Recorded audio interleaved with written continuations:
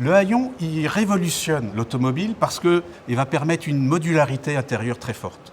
La 4L, en fait, avec son haillon, c'est la première voiture à vivre de Renault, tout simplement. Je suis Hugues, j'ai 58 ans et je suis le directeur de Renault Classique. Alors cette 5e porte, le futur haillon, c'est une ouverture sur l'intérieur qui va permettre d'y glisser une botte de paille, du matériel de camping pour le week-end, des planches, tout ce que vous voulez. Et ça va donner une vocation utilitaire à la voiture qui va être une voiture multiservice, multifonction, un couteau suisse si vous voulez. Pierre Dreyfus, il parlait d'une voiture blue jean. Ce vêtement qu'on peut porter partout, qui coûte pas cher, c'était ça la 4L.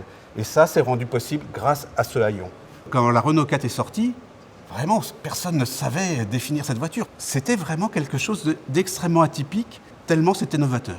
On a créé un nouveau standard automobile avec la Renault 4. La Renault 16, elle est lancée en 1965. Et là, c'est encore une révolution.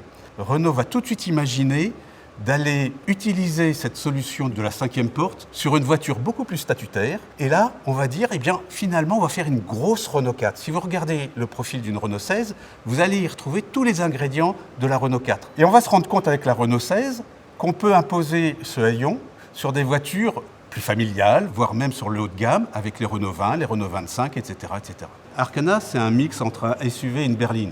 Et là, le haillon, il s'imposait. Ça permet de créer du volume, ça permet d'avoir une accessibilité intérieure et ça permet d'avoir une capacité de chargement bien supérieure à un simple coffre. Le terrain de jeu d'Arkana, c'est plutôt le parcours de golf. Là, vous pouvez glisser votre sac de golf dans la voiture très facilement. Cette 5e porte, c'est une porte vers la liberté. C'est encore une fois un volume et on en fait ce qu'on veut. On peut même gagner le Paris-Dakar. C'est ce qu'ont fait les frères Marot au volant d'une Renault 20. Vous voyez que ça va très loin.